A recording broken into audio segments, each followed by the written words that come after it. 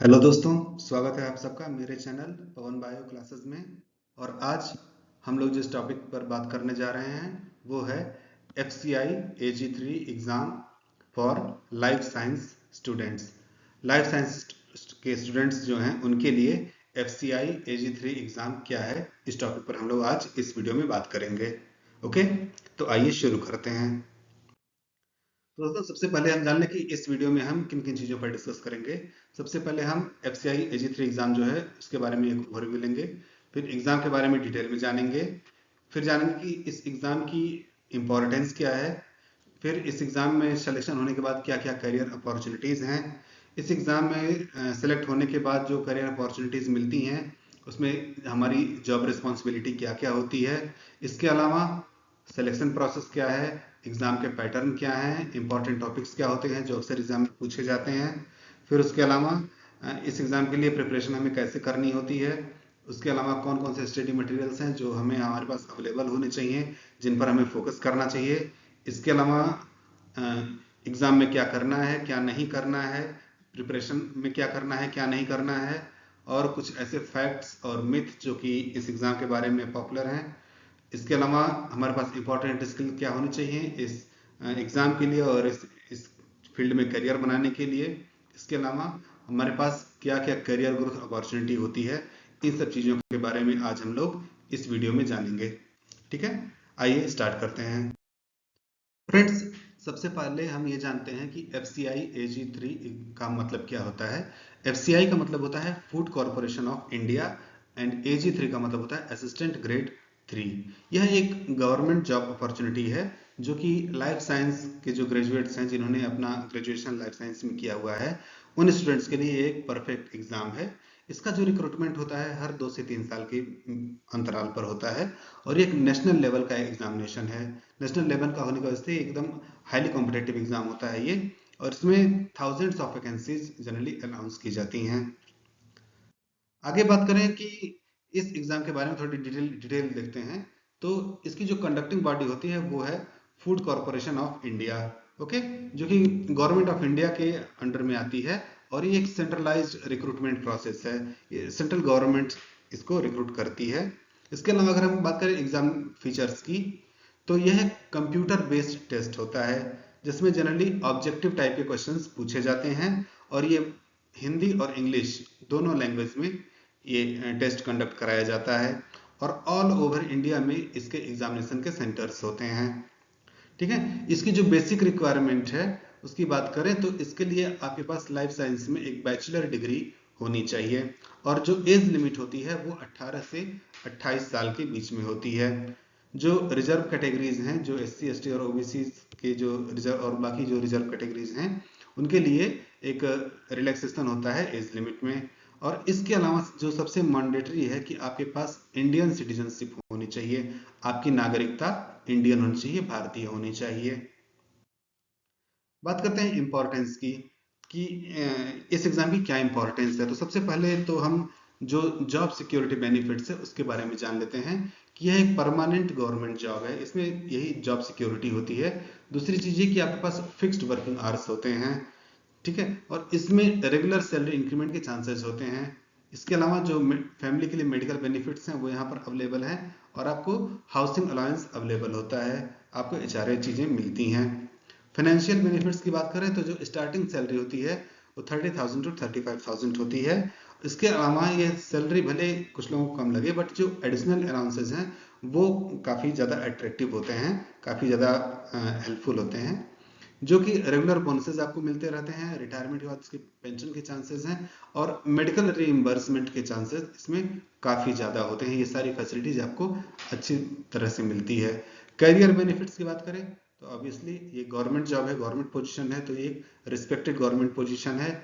इसके अलावा fixed working hours होने की वजह से एक वर्क लाइफ बैलेंस मिलता है आपको। ट्रांसफर की अपॉर्चुनिटीज आपको काफ़ी इसमें ज़्यादा मिलती हैं और सबसे बड़ी चीज़ कि लाइफ साइंस स्टूडेंट्स होने की वजह से आपको लर्निंग अपॉर्चुनिटीज यहाँ पर काफ़ी ज़्यादा मिलती है, आप काफ़ी कुछ चीज़ें सीख सकते हो। इसके अलावा प्रोफेशनल ग्रोथ, ऐसा नहीं कि आप असिस्टेंट ग्रेड के तौर पर आपने अगर ये चीज़ ज्वाइन कर ली तो हमेशा लाइफ लॉन्ग आपको असिस्टेंट ही बन के रहना है। इसमें काफ़ी तगड़ी ग्रोथ होती है, इसमें काफ़ी अच्छे प्रमोशंस के चांसेस होते हैं।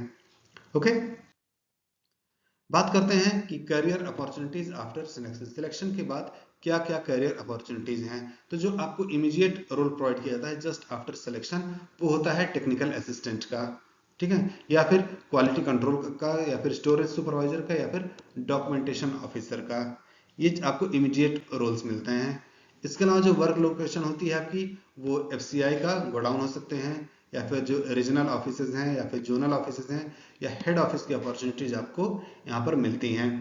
लेकिन सिलेक्शन होने के बाद आपका जो फ्यूचर पोजीशन होता है वो असिस्टेंट से आप फिर मैनेजर ग्रेड पर आते हो, मैनेजर ग्रेड से फिर आप सीनियर मैनेजर ग्रेड पर आते हो, वहां से फिर असिस्टेंट जनरल मैनेजर के ग्रेड पर पहुंचते हो, फाइनली आप DGM या फिर डिप्यूटी जनरल मैनेजर के पोस्ट पर पहुंचते हो। यानी कि इसमें प्रमोशन के चांसेस काफी तगड़े और अच्छे होते हैं। बात करते हैं डिटेल जॉब रिस्पॉन्सिबिलिटीज की, कि क्या क्या आपकी जॉब रिस्पॉन्सिबिलिटीज होती हैं सिलेक्शन के बाद। तो सबसे पहले जो आपका डेली टास्क होता है वो बात करें तो आपको जो ग्रेन की क्वालिटी है, जो अनाज की क्वालिटी है, उसको चेक करना होता है, दाने की क्वालिटी चेक करनी होती है। उसके बाद जो लोडिंग और अनलोडिंग होती है उसको सुपरवाइज करना होता है। जो स्टॉक रजिस्टर्स होते हैं उनको मेंटेन करना होता है। जो स्टोरेज की कंडीशंस हैं उनको इंस्पेक्ट करना होता है कि वो सही हैं या नहीं है। इसके अलावा जो वर्कर्स हैं उनके साथ आपको कोऑर्डिनेट करना होता है, ठीक है। बात करें टेक्निकल ड्यूटीज की, तो टेक्निकल ड्यूटीज में आते हैं कि जो ग्रेन्स हैं उनकी आपको क्वालिटी टेस्टिंग करनी है। मॉइस्चर लेवल जो है उस स्टोरेज कंडीशन में या फिर उस ग्रेन में सबको आपको चेक करना है। इसके अलावा जो पेस्ट कंडीशन है वहां पर उसको सुपरवाइज करना है कि कहीं ऐसे पेस्ट ना हो जो कि उस ग्रेन को बर्बाद कर रहे हो। उसके अलावा स्टोरेज स्पेस मैनेजमेंट देखना होता है कि प्रॉपर एयरेशन वगैरह के चांसेस हैं या नहीं है। इसके अलावा आपको सैंपल कलेक्शन करना होता है। एडमिनिस्ट्रेटिव वर्क की बात करें तो आपको रिकॉर्ड मेंटेन करना होता है, रिपोर्ट्स बनानी होती हैं, जो डॉक्यूमेंटेशंस होते हैं उनको हैंडल करना होता है, जो ट्रांसपोर्टर्स हैं उनके साथ कोऑर्डिनेट करना होता है, और जो वर्कर्स हैं उनके अटेंडेंस को मैनेज करना होता है। ये जनरल डिटेल रिस्पॉन्सिबिलिटीज हैं उस AG3 लेवल पर आपकी, जो कि जॉब ज्वाइन करने के बाद आपको दी जाती हैं।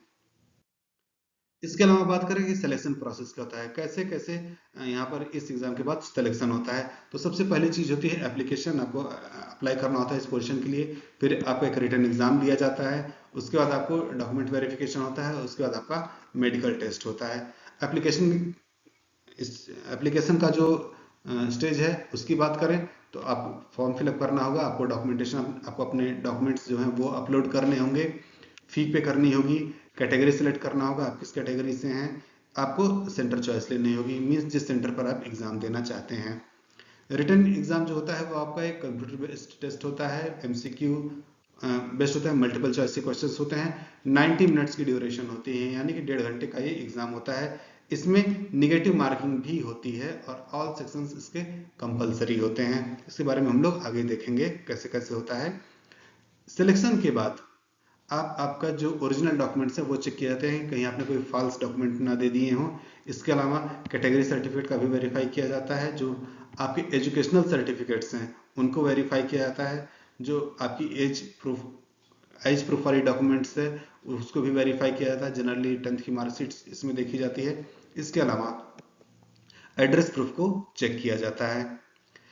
ये डॉक्यूमेंट वेरीफाई होने के बाद आपकी फिजिकल फिटनेस को चेक किया जाता है, आपकी आई साइट की एग्जामिनेशन की जाती है, एक जनरल हेल्थ असेसमेंट होता है, उसके बाद मेडिकल सर्टिफिकेट को इश्यू किया जाता है, वो आपको सबमिट करना होता है अपनी सिलेक्शन कमेटी को। ये इसका डिटेल सिलेक्शन प्रोसेस है। बात करते हैं एग्जामिनेशन पैटर्न की जो हम MCQ एग्जाम देने जा रहे हैं उसका पैटर्न क्या है। तो सबसे पहले जानिए कि टोटल जो क्वेश्चंस होते हैं 120 क्वेश्चंस पूछे जाते हैं, और जो टोटल टाइम होता है वो 90 मिनट्स का होता है। मार्किंग स्कीम की बात करें तो हर करेक्ट आंसर पर आपको +1 एक नंबर मिलता है, लेकिन हर रॉन्ग आंसर पर आपके 1/4 यानी कि 0.25 मार्क्स डिडक्ट किए जाते हैं, काट लिए जाते हैं। और जो क्वेश्चंस अनअटेम्प्टेड होते हैं वो उन पर कोई मार्किंग नहीं होती है। तो इसलिए यही एडवाइजेबल है कि जिस आंसर पर आप मतलब कॉन्फिडेंट हो, जिस क्वेश्चन पर आपको लगता है कि हाँ आप इसका एकदम सही से अच्छे से जवाब दे सकते हैं, आप केवल उन्हीं क्वेश्चंस को अटेम्प्ट करिए। ओके, तो अब बात करते हैं सेक्शन वाइज डिस्ट्रीब्यूशन की। जो हमारे 120 क्वेश्चंस हैं, उनका सेक्शन कहता है किस किस सेक्शंस में वो डिस्ट्रीब्यूटेड होते हैं। तो सबसे पहला जो सेक्शन है वो है हमारा टेक्निकल नॉलेज का जो सेक्शन होता है, इसमें कि 40 क्वेश्चंस होते हैं। इसमें जो फूड साइंस के बेसिक्स होते हैं वो पूछे जाते हैं, जो स्टोरेज टेक्निक्स होती हैं वो पूछी जाती हैं, क्वालिटी कंट्रोल टेक्निक्स पूछी जाती हैं और प्रिजर्वेशन मेथड के टेक्निक्स भी पूछी जाती हैं। जो जनरल इंग्लिश होती है उसमें आपका ग्रामर पूछा जाता है, वोकैबुलरी पूछी जाती है, जो रीडिंग कॉम्प्रहेंशन है वो पूछे जाते हैं और एरर स्पॉटिंग भी पूछी जाती है। जो रीजनिंग के क्वेश्चंस हैं उनमें आपका लॉजिकल रीजनिंग पूछा जाएगा, वर्बल रीजनिंग पूछा जाएगा, नॉन वर्बल रीजनिंग पूछा जाएगा और डाटा इंटरप्रिटेशन के पूछा जाता है कि आप डाटा को कैसे इंटरप्रेट करते हैं। इसके अलावा बात करते हैं अगले सेक्शन की, दैट इज न्यूमेरिकल एबिलिटी। तो न्यूमेरिकल एबिलिटी में जो आपकी बेसिक मैथमेटिक्स है वो चेक की जाएगी। इसके अलावा फिर से वही डाटा इंटरप्रिटेशन को भी चेक किया जाएगा, फिर नंबर सीरीज को चेक किया जाएगा और सिंपल कैलकुलेशंस एबिलिटी को भी चेक किया जाएगा। जो जीके सेक्शन है वो सबसे लास्ट का सेक्शन होता है, इसके 20 क्वेश्चंस होते हैं और इसमें आपका current affairs, basic science, Indian agriculture और फूड सिक्योरिटी, ये इंपॉर्टेंट सेक्शंस हैं जो कि पूछे जाते हैं। इनसे ही क्वेश्चंस आपके आते हैं एग्जाम में। ओके, बात करते हैं कि जो इंपॉर्टेंट टॉपिक्स हैं वो क्या हैं। जो टेक्निकल सेक्शंस हैं, टेक्निकल सेक्शन के जो इंपॉर्टेंट टॉपिक्स हैं वो हैं food grain types, storage condition, preservation techniques, quality parameters, pest management, moisture control, transportation methods और डॉक्यूमेंटेशन प्रोसीजर्स।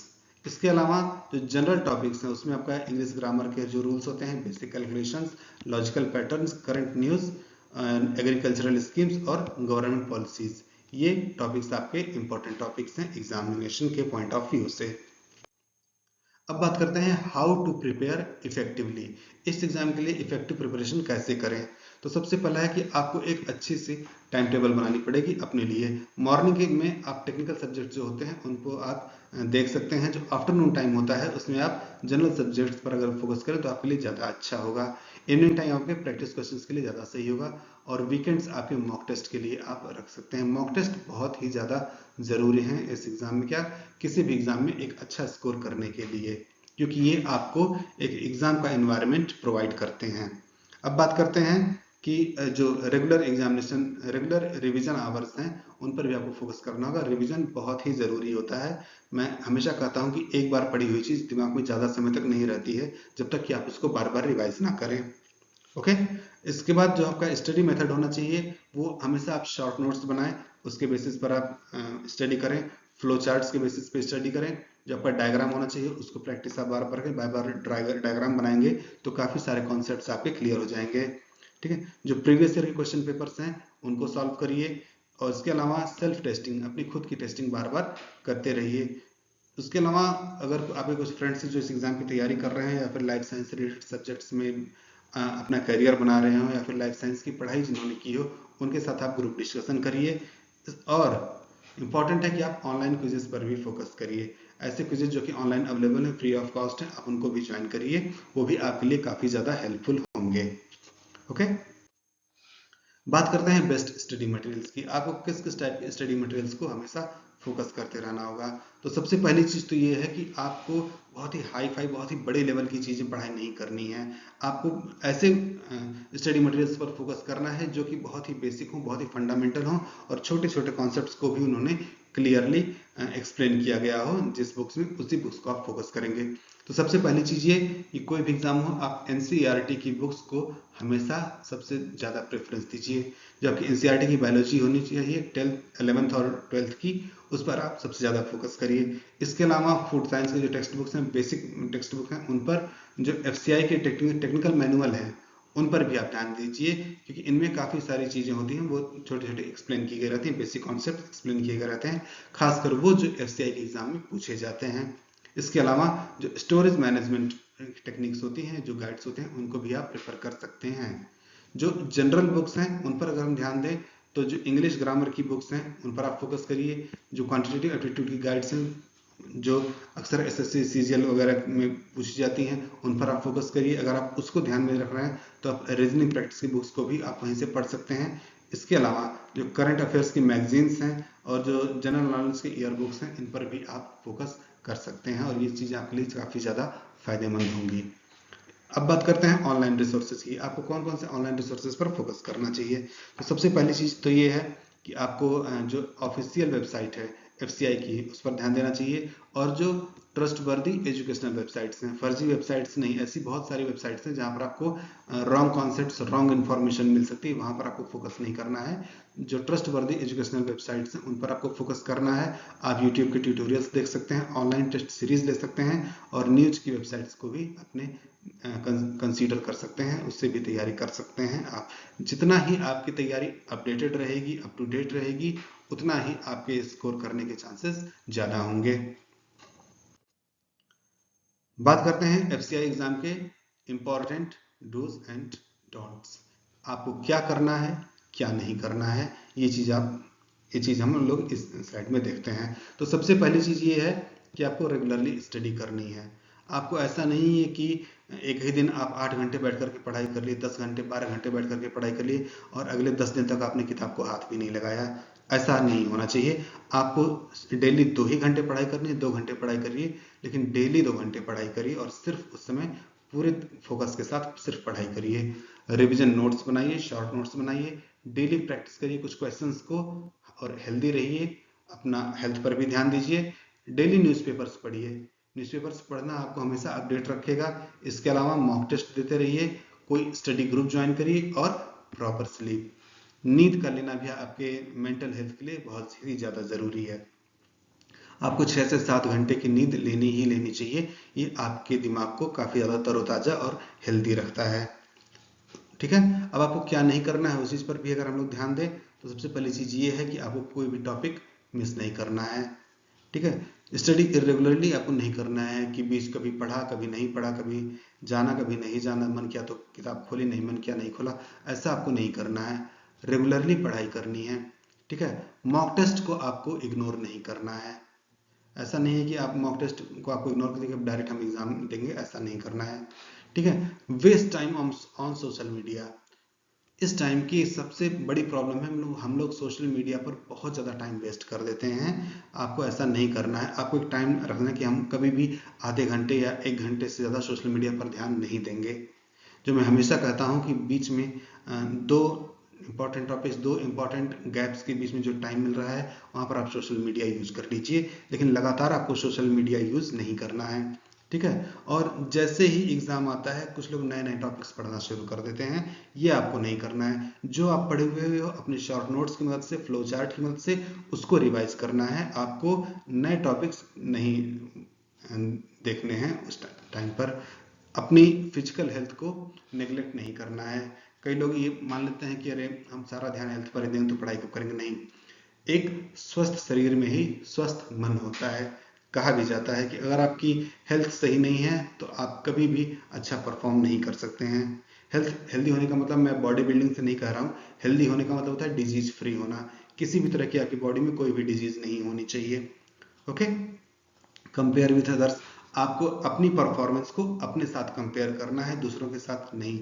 इस पर भी हमेशा ध्यान रखिए। अक्सर लोग अपनी परफॉर्मेंस को दूसरों के साथ कंपेयर करने लगते हैं। उनकी कंडीशन, उनका फोकस, उनकी स्टडी, उनकी तैयारी, उनकी स्ट्रेटजी अलग है, आपकी अलग है। तो वो जिस तरह से तैयारी कर रहे हैं उन्हें करने दीजिए, आप अपनी तैयारी अपने हिसाब से करिए। ओके। तो अपने आप को कंपेयर मत करिए। इसके अलावा पैनिक बिफोर एग्जाम। एग्जाम आते ही कई लोग एकदम डर जाते हैं कि नहीं क्वालिफाई कर पाए तो क्या करेंगे, ऐसा हो जाएगा वैसा हो जाएगा। नहीं, आपको पैनिक नहीं होना है। एग्जाम में आपको पूरा फोकस एग्जाम पर करना है, अपनी पूरी परफॉर्मेंस देनी है। अच्छे से जितना आप एग्जाम दे सकते हैं उतने अच्छे से एग्जाम दीजिए। ठीक है। आप इस चीज से अगर डरे कि एग्जाम में फेल होगा तो क्या होगा, तो आप कभी भी एग्जाम में क्वालिफाई नहीं कर पाएंगे। पूरे कॉन्फिडेंस के साथ एग्जाम दीजिए। बात करते हैं प्रिपरेशन टिप्स एंड ट्रिक्स। ठीक है। कुछ ऐसे टिप्स और ट्रिक्स हैं जो कि बहुत ज़्यादा ज़रूरत है प्रिपरेशन के लिए। तो सबसे पहली चीज़ है कि आपको डेली शेड्यूल बनाना है और टॉपिक वाइज आपको टारगेट डिसाइड करना है। छोटे छोटे टॉपिक्स में अपने सिलेबस को बांट दीजिए और हर एक टॉपिक को रिवाइज करिए, ध्यान दीजिए। ठीक है। उसके अलावा है कि यूज टाइमर वाइल प्रैक्टिस। जब आप प्रैक्टिस कर रहे होते हैं तो अपने सामने हमेशा टाइमर रखिए कि एक पर्टिकुलर टाइम में एक पर्टिकुलर नंबर ऑफ क्वेश्चंस आप निपटा सकें। जिससे क्या होता है कि एग्जाम में आपको टाइम मैनेजमेंट का एक अच्छा एक्सपीरियंस रहता है, जिसके हिसाब से आप टाइम मैनेज कर सकते हो। ठीक है। Balance all sections. ऐसा नहीं होता कि किसी को एक पर्टिकुलर सेक्शन बहुत अच्छा लग रहा है तो बार बार वही सेक्शंस की पढ़ाई कर रहा है और बाकी सेक्शंस को छूता ही नहीं है।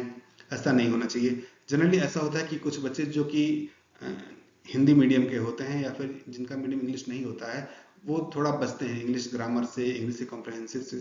तो आपको बचना नहीं है, आपको फियर को फेस करना है। ठीक है, आपको उस डर को फेस करना है जिससे आप डर रहे हो। बार बार अगर प्रैक्टिस करोगे तो आराम से आप उस चीज को, उस डर से आप जीत जाओगे और आप एक अच्छा स्कोर कर सकोगे एग्जाम में। ठीक है, बफर टाइम, थोड़ा रेस्ट का टाइम आपको लेना है, आपको थोड़ा अपना रेस्ट का टाइम देना है। लगातार पढ़ाई नहीं करनी है, बीच बीच में थोड़ा गैप भी रखना है। 15 मिनट स्टडी, 10 मिनट्स गैप, ऐसे आप लगातार रख सकते हैं। ठीक है, इसके अलावा यूज मेमोनिक्स, आपको मेमोनिक्स यूज करना है अपनी पढ़ाई में। इसके अलावा माइंड मैप्स बनाने हैं और प्रैक्टिस प्रीवियस ईयर्स पेपर, जो पिछले साल के पेपर्स होते हैं उनको आपको प्रैक्टिस करना है। अगर आप उनको प्रैक्टिस कर ले रहे हो तो आप आधे से ज़्यादा क्वेश्चंस आपके जाने पहचाने रहेंगे। इस चीज़ को हमेशा याद रखिए, क्योंकि पेपर का जो होता है सिर्फ पैटर्न वही रहता है, सारे कॉन्सेप्ट्स वही रहते हैं, सिर्फ डिजिट चेंज की जाती हैं, तो हल्का फुल्का क्वेश्चन चेंज किया जाता है। ओके, तो प्रीवियस ईयर के प्रैक्टिस पेपर्स आप लगातार जितना ज़्यादा प्रैक्टिस करोगे उतना ही अच्छा आप स्कोर कर पाओगे। ठीक है, उसके अलावा है रेगुलर रिवीजन। रिवीजन बार बार करते रहिए। आज जो पढ़ा वो कल फिर से दोहराइए, कल जो पढ़ा वो एक हफ्ते बाद फिर से दोहराइए, एक हफ्ते बाद फिर से वही चीज पढ़ा तो एक महीने बाद आप फिर से दोहरा सकते हैं। ठीक है, ये अगर आप रेगुलर रिवीजन का पैटर्न ले रहे हो, रेगुलरली इस चीज को रिवाइज कर रहे हो, तो आपके लिए ये रिवीजन काफी ज्यादा हेल्पफुल होगा। ठीक है, ग्रुप डिस्कशन करना आपके लिए काफी ज्यादा फायदेमंद होगा। इससे आपको पता चलेगा कि आपके अंदर क्या क्या कमियां हैं, उसको आप इंप्रूव कर सकते हैं। ठीक है, ऑनलाइन टेस्ट आपको देना चाहिए और एरर की एनालिसिस करनी चाहिए। आप कहाँ गलती कर रहे हो, किस टाइप की गलती कर रहे हो, उन गलतियों पर अगर आप फोकस कर रहे हो तो आप उन गलतियों को रिमूव कर सकते हो, उन गलतियों पर वर्क कर सकते हो, एक अच्छा स्कोर कर सकते हो। ओके, बात करते हैं कि FCI 3 exam facts versus myth, क्या क्या फैक्ट्स हैं और क्या क्या मिथ हैं एग्जाम के बारे में, उस पर हम बात करें। फैक्ट्स ये हैं कि रेगुलर रिक्रूटमेंट प्रोसेस है, हर 2 साल में, हर 3 साल में एक बार ये रिक्रूटमेंट होती ही होती है। इसका जो सिलेक्शन सिस्टम है वो काफ़ी फेयर है, इसमें कहीं से भी कोई भी किंतु परंतु के चांसेस नहीं है। इसके अलावा करियर ग्रोथ इसमें काफ़ी अच्छी होती है, सैलरी काफ़ी आपको अच्छी मिलती है, जॉब सिक्योरिटी रहती है क्योंकि गवर्नमेंट जॉब पोजीशन है। इसके अलावा पैन इंडिया अपॉर्चुनिटी है, आपको ऑल ओवर इंडिया में कहीं पर भी अपॉर्चुनिटी इस चीज़ की मिल सकती है। बात करें मिथ की, क्या क्या गलतफहमियां हैं। कई लोग गलतफहमी पाल लेते हैं कि इट्स वेरी डिफिकल्ट एग्जाम। नहीं, अगर आपके कॉन्सेप्ट्स बेसिक क्लियर हैं तो ये आपके लिए बिल्कुल भी एग्जाम डिफिकल्ट नहीं होगा। कुछ लोगों को लगता है कि it's only for agriculture graduates, कि यह केवल एग्रीकल्चर में जिन्होंने ग्रेजुएशन लिया है उनके लिए है। ऐसा भी नहीं है, आप लाइफ साइंस में अगर ग्रेजुएट हो तो ये एग्जाम आपके लिए है। कई लोग लगते हैं कि ये आपके लिए कोचिंग बहुत ज़रूरी है। नहीं, कोचिंग जरूरी नहीं है, आपका फोकस होना और आपके पास राइट स्टडी मटेरियल होना, आपका डेडिकेशन, बस यही 3 चीजें हैं जो आपको जरूरत है। अगर आप एक स्ट्रेटेजिक वे में पढ़ाई कर रहे हो तो आप आराम से बिना कोचिंग के भी इस एग्जाम को क्वालिफाई कर सकते हो। कई लोगों को लगता है कि एक बार जो असिस्टेंट बने तो हम लाइफ लॉन्ग असिस्टेंट ही बने रहेंगे, ग्रोथ अपॉर्चुनिटी नहीं है। ऐसा भी बिल्कुल नहीं है, आपको इसमें रेगुलर प्रमोशन के चांसेस मिलते रहते हैं। ठीक है, कुछ लोग कहते हैं कि आप एक लोकेशन पर लिमिटेड रह जाओगे और कुछ लोगों को लगता है कि वर्क कंडीशन बहुत ही पुअर है। ये दोनों ही चीज़ें गलत हैं। ऑल ओवर इंडिया में कहीं पर भी आपकी जॉब ट्रांसफरेबल हो सकती है और उसके वर्क कंडीशन भी काफ़ी अच्छे होते हैं। ओके, बात करते हैं कि इसके लिए क्या क्या स्किल्स रिक्वायर्ड हैं, क्या क्या चीज़ें इस जॉब में बने रहने के लिए आपको स्किल्स ज़रूरी हैं। तो सबसे पहली चीज़ कि आपको बेसिक कंप्यूटर नॉलेज होना चाहिए, जो डॉक्यूमेंटेशन है, जो कैलकुलेशन है और कई सारी चीज़ें हैं जिनके लिए कंप्यूटर के नॉलेज की बहुत ही ज़्यादा ज़रूरत पड़ती है। इसके अलावा जो फूड ग्रेन्स हैं उनकी अंडरस्टैंडिंग होनी चाहिए, आपको देख कर ही जानना चाहिए कि कौन सा फूड ग्रेन सही है, कौन सा सही नहीं है, किस टाइप का है। ठीक है, ये सारी चीज़ें आपको पता होनी चाहिए। ठीक है, आपको क्वालिटी असेसमेंट एबिलिटी होनी चाहिए, आप देख कर ही क्वालिटी चीज़ों की जांच सकें, फूड की जांच सकें, तो वो एबिलिटी आपके अंदर होनी चाहिए। डॉक्यूमेंट मैनेजमेंट और राइटिंग रिपोर्ट, ये 2 एबिलिटीज हैं जो कि अक्सर इस जॉब के लिए सबसे ज़्यादा ज़रूरतमंद होती हैं, फायदेमंद होती हैं और नीडी होती हैं, क्योंकि ये 2 चीज़ें लगभग हर असिस्टेंट को वहाँ पर ये ड्यूटी परफॉर्म करना होता है, ये ड्यूटी देनी ही देनी होती है कि उनको डॉक्यूमेंटेशन की चीज़ें ध्यान देनी है, उनको रिपोर्ट बनाना होता है। तो ये दो एबिलिटीज़ भी आपके अंदर होनी चाहिए। जो सॉफ्ट स्किल्स हैं वो है आपका कम्युनिकेशन स्किल, आपको कम्युनिकेट करना पड़ता है, पब्लिक डीलिंग करनी होती है, लीडरशिप करनी होती है, जो वर्कर्स हैं उनको लीड करना होता है, जो टीम मैनेजमेंट है, आपकी जो टीम होती है उसको मैनेज करना आपको आना चाहिए। इसके अलावा जो प्रॉब्लम सॉल्विंग स्किल्स हैं वो होता है, कई बार ऐसा ही कुछ प्रॉब्लम्स आ जाती हैं स्टोरेज कंडीशंस में या फिर पेस्ट की प्रॉब्लम, उनसे आपको निपटना आना चाहिए। जो डिसीजन मेकिंग एबिलिटी है वो भी आपके अंदर होनी चाहिए।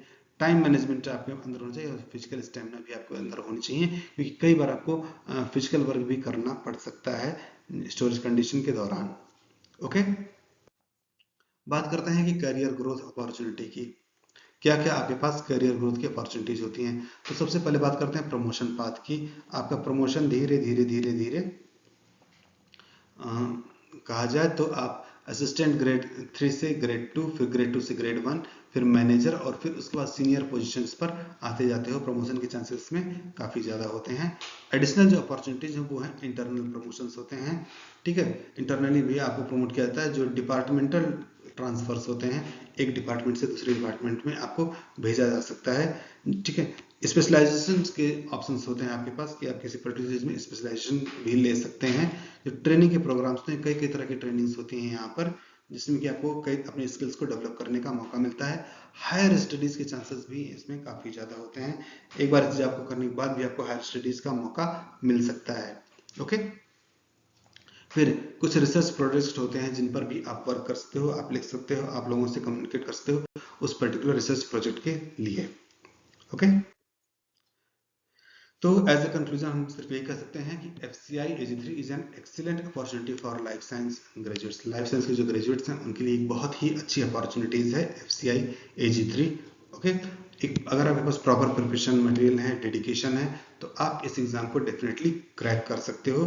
कुछ पॉइंट्स हैं उन पर आपको ध्यान रखना होगा कि आपको अर्ली प्रिपरेशन करनी होगी, जितना जल्दी से जल्दी हो सके तो ड्यूरिंग ग्रेजुएशन ही आप इस एग्जाम के लिए प्रिपरेशन स्टार्ट कर सकते हैं अपनी। ठीक है, आपको एक सिस्टमेटिक अप्रोच इख्तियार करना होगा, एक स्ट्रेटेजिक वे में आपको चीज़ों को लेकर के चलना होगा, आपको रेगुलर प्रैक्टिस करना होगा चीज़ों की। ठीक है, डेली पढ़ाई करनी होगी, अपना कॉन्फिडेंट रहना होगा, पैनिक नहीं होना है एग्जाम में। इसके अलावा अपना हेल्थ मेंटेन करना होगा। तो दोस्तों ये सारी चीज़ें थी इस एग्ज़ाम के लिए। ओके, अगर आप इस एग्ज़ाम में पार्टिसिपेट करना चाहते हो, इस एग्ज़ाम को क्वालिफाई करना चाहते हो, तो ये पॉइंट्स हैं, इनको आपको ध्यान रखना होगा। ठीक है, तो दोस्तों आई होप कि ये वीडियो आपको अच्छा लगे। अगर अच्छा लगे तो इसे आप दूसरों के साथ भी शेयर कीजिए। ओके, और अच्छे से पढ़ाई करिए, मेहनत करिए, and B stronger than your strongest excuse. जो एक्सक्यूजेस हैं उनसे आप ज़्यादा मजबूत बनिए। ठीक है, तो प्रिपरेशन करिए। मिलते हैं अगले वीडियो में। Till then take care and good bye.